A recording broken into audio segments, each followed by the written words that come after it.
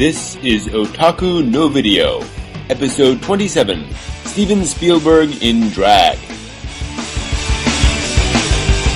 Alright, let's get started. The news for this week and probably several weeks past. Most recently, quite a bit of information about the Japan's version of the Academy Awards. Both Ponyo on a Cliff and Skycrawlers were nominated for their awards. This is the Nippon Academy Show Association, roughly equivalent to the Academy Awards over here. Other nominees include the new Doraemon movie, the Detective Conan movie, and the One Piece movie. In other words, there's not a lot of animated movies out there in Japan right now. As well as a few other things like Paco and the Magical Book, which is a surreal live-action fantasy. And an outstanding performance by an actor in a leading role was nominated to Kenichi Matsuyama for Detroit Metal City. And a few other things for Death Note, as well as the live-action adaptation of Ikigami. Joe Hisaishi received 2 nods for Outstanding Achievement in Music, one for Ponyo, another for a live-action film. And it's interesting, Hisaishi's won 5 times, but never for a Studio Ghibli work. Kind of odd. And Studio Ghibli will receive a special prize for producing high-quality film. But apparently they've been kind of snubbed. And they've won Overall Picture of the Year for Mononoke and Spirited Away. But otherwise, apparently haven't shown up much. So this is like the Lifetime Achievement Award for people that didn't get the awards they deserved before? Pretty much. Okay, I know that one. Yeah. Well, critics hate Studio Ghibli for whatever reason. Really? They hate it? Yeah, well, they don't hate it, but there's been a lot of criticism of Studio Ghibli over a long time. Either their movies are only for children, or their movies are always fantasies, or their movies are always lightweights, or that they... I remember there was some criticism of Mononoke for essentially trying to tackle themes that they couldn't possibly, tackle sufficiently and completely, things like that. And it appears to be an overcritical reaction to their stuff. It actually kind of reminds me of the critics' views of Kurosawa back when he was making films, so it shouldn't surprise me. They seem to attack whoever their brightest stars are in their cinema, so... Well, it's weird. I mean, it seems like the critics tend to go after Studio Ghibli just because they're popular and so they're an easy target.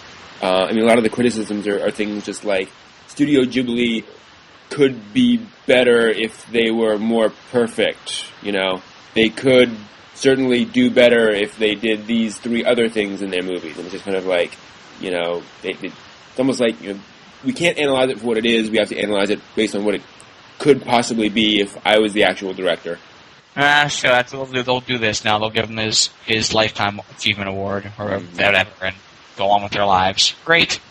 Thanks, guys. I'm glad you nominated this thing that I never heard of called Detroit Metal City that has a picture of a guy that's like Kiss, which looks horrible. I'm guessing it's probably better than it looks, but wow, I don't ever want to see that in life. Sorry, you guys, go ahead now. Meanwhile, some more local news to the continental U.S. A man in Virginia, state of Virginia, the Commonwealth of Virginia, he has a 20-year sentence for having some lolicon on his computer, and that has been upheld after he contested it. Basically, the guy's been convicted before of having child porn on his computer, and then they found more of it along with lolicon, and both the real and the lolicon were included as part of the suit as being basically stuff he shouldn't own. And he contested it, saying that there's no actual real, little children in the hentai. And one of the judge pointed out that, quote, "It is not a required element of any offense under this section of law that the minor depicted actually exists," end quote. Kind of interesting. That's actually interesting because actually he's wrong, I believe.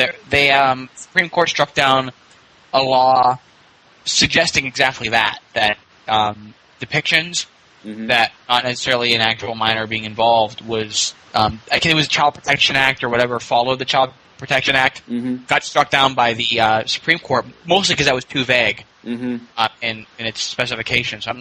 I'll be curious if that holds up. I feel bad, actually, that they're going after for that, because I have to say, legally speaking, I agree with them on that count. Nail them for the child porn, please.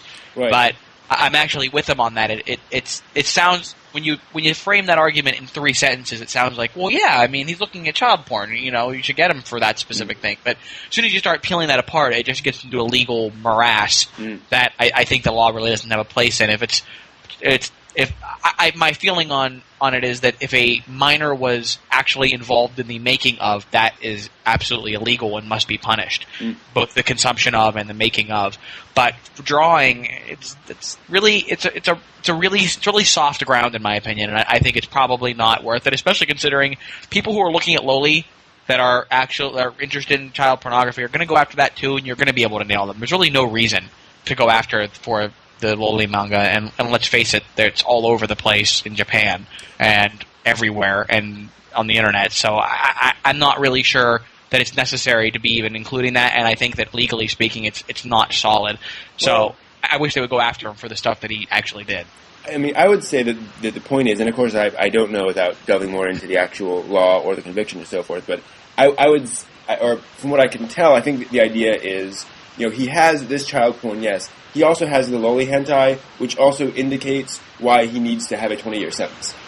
In other words, whether the loli hentai is specifically illegal or not, that is also, evidence that he is not a reformed. That's a fair argument. I don't know the law well enough myself as well to get into whether that's valid argument or not. But that makes sense. If that's not the basis of the prosecution, but is the equivalent of character. Just going to the character, I can buy that. If you I'm, because it does. I mean, in that case, it does speak to it. That's not the illegal act, but hey, look, I'm fine with that. I can buy that. Yeah, who knows? But for people in Iowa, it apparently is. Yeah, go ahead and talk about that. Okay, this was older news, but A&N had two editorials posted in, I don't know exactly when, but it was fairly recently, in December, I believe, December 11th, by two well-known people in the anime, or, more well-known in the manga industry, Carl Horn, and I can't remember the other guy's name, but it's about Christopher Handley in Iowa, who is going to probably end up in prison, 20 years in prison, for buying lolicon manga from Japan, because somebody was randomly checking the packages at the post office and happened to find his stack of manga from Japan, and they're using I don't know exactly what it is, but the Supreme Court's definition of obscenity, and that something can be obscene if it's considered obscene by the community that the person lives in. Correct. That's the general definition of obscenity. Yeah. Yeah. So as of February 2nd, 2009, his court case begins, and he'll probably end up in jail. But this will be the first I believe this is the first time ever that anybody's ever been attacked for trying to buy something. People have been imprisoned before for trying to sell stuff, but this will be the first time that they've ever gone after somebody simply for buying and reading stuff of this nature, which is really scary, actually. Now, why do they say that he will probably end up in prison? I mean, what does the case look like? Well, I mean, it looks like if they're using the definition of obscenity, they're going to have it. Well, but they can argue that, they can argue all sorts of definitions of community.